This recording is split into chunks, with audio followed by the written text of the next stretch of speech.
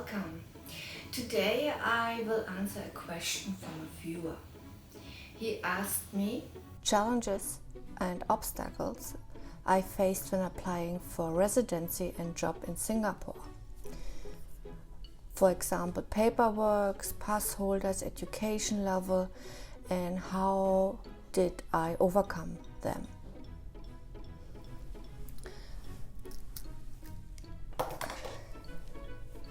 I mean, as you know, I live now in Japan, and this is 20 years ago.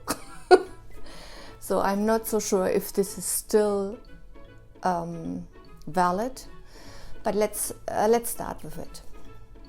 At that time, I was married to a German, and he got a job in Singapore. And if I remember correctly, he went to Singapore on a tourist visa first, but he had already a job offer at that time, and you needed a bachelor degree. Otherwise, you couldn't get an employment pass.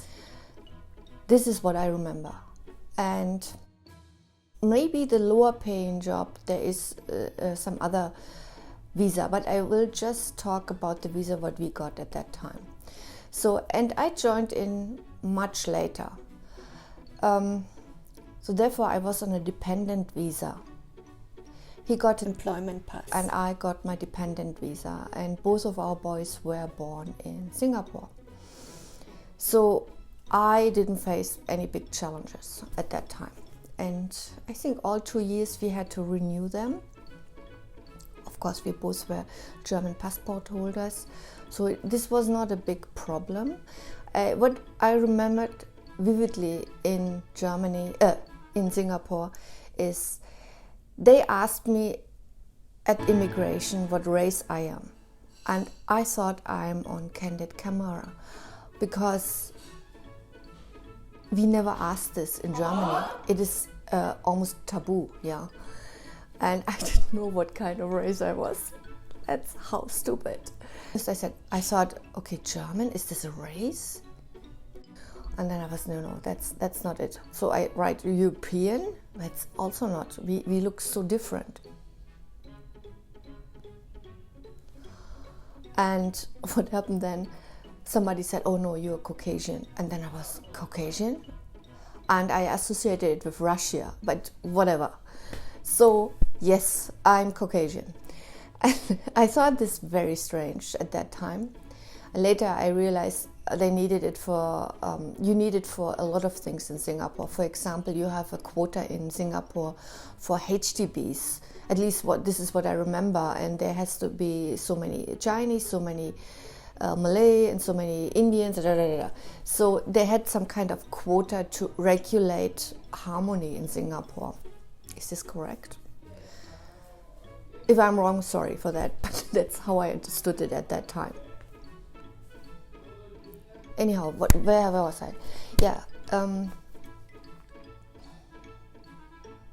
everything depended on his bachelor basically and the work contract. So the best thing is to get first work in Singapore if you plan to live in Singapore and apply for jobs from abroad, because first of all, I think you get better deals as when you are in Singapore. And secondly, I think you can plan better. If you just go to Singapore and say, I want to get a job, I get work permit, I think this will never work. Yeah, so I think do it from abroad if you ever want to do this. And then the next thing is, what I remember, the Mr. Bean's videos at the immigration. They were very entertaining, and I never had a bad feeling sitting at immigration or thought, oh, they will not approve or something like this. It was basically very straightforward. There are rules and you just follow the rules. Later in Singapore, I found out, for example, you need to do a blood test. Yeah, of course, we did this also. So if you're HIV positive at that time, I don't know if it's still today, they might not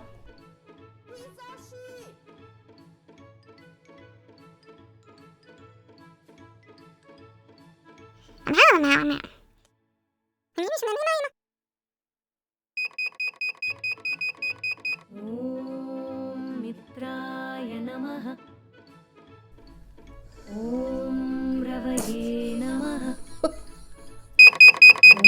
Om Suryaya Namaha. Where was I? Om. Yeah, what I remember is that. So if you are HIV positive, you cannot enter the country or you will not get the work permit. So there is Action for AIDS, I can link it here, where you can make a test when you're in Singapore and they make a anonymous test. So yeah, you can do that. But this was at that time not our concern because we were already 15 years together or something like this. And this issue didn't come up, we didn't have different partners or something like this. So, or have an open marriage. No. Anyhow, so later the kids, so I give birth to both boys in Singapore, and within 2.5 years or something like this.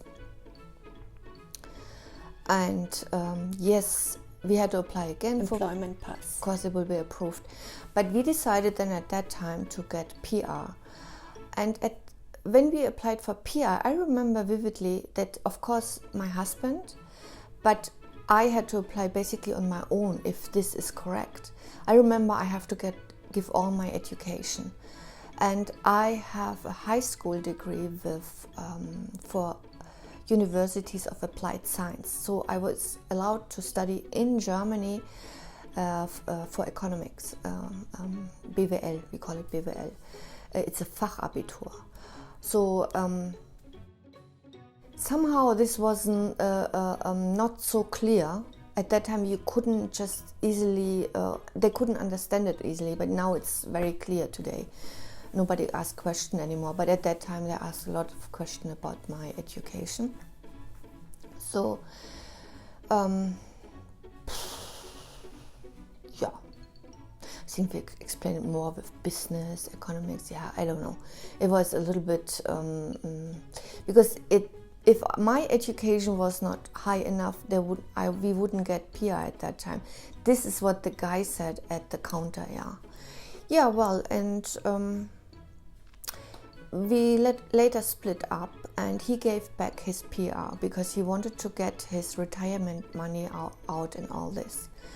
And he moved to Switzerland, and I decided to stay in Singapore and decided to keep the PR. With PR, it was very easy to, first of all, for him to switch employer, and for me, he was also then later self-employed. He was a consultant then, and for me to get a job anywhere. But to get a job as a woman in Singapore, very difficult, especially with my education. There was no direct translation, so they translated it in something nobody understood, and then I applied for 120 jobs. I got one reply, and then there were like, I think 1,200 people Chinese in this company, and Singaporean, of course, they speak English, but they wanted to fire me because my English is not good enough. I mean, this was totally bogus. But this is how you have no power when you are abroad, when you're different nationality.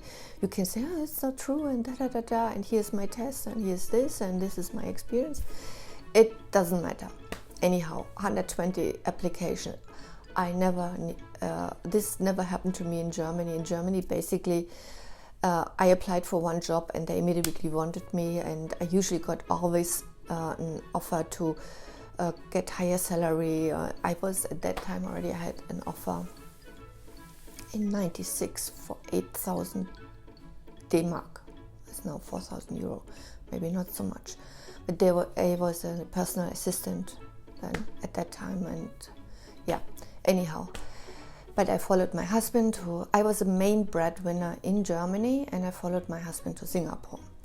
Later, when we got divorced, he got my points for retirement in Germany, so yes, I had the kids, no support, and I had to give him points from my retirement scheme in my retirement money or my pension in Germany. Just imagine how fair we are in Germany. After that, I stayed another 5 years or 6 years, 6 years in Singapore and worked. Okay, I hope you liked my video, and I see you next week with a video about Bayreuth in Germany. See you then. Bye.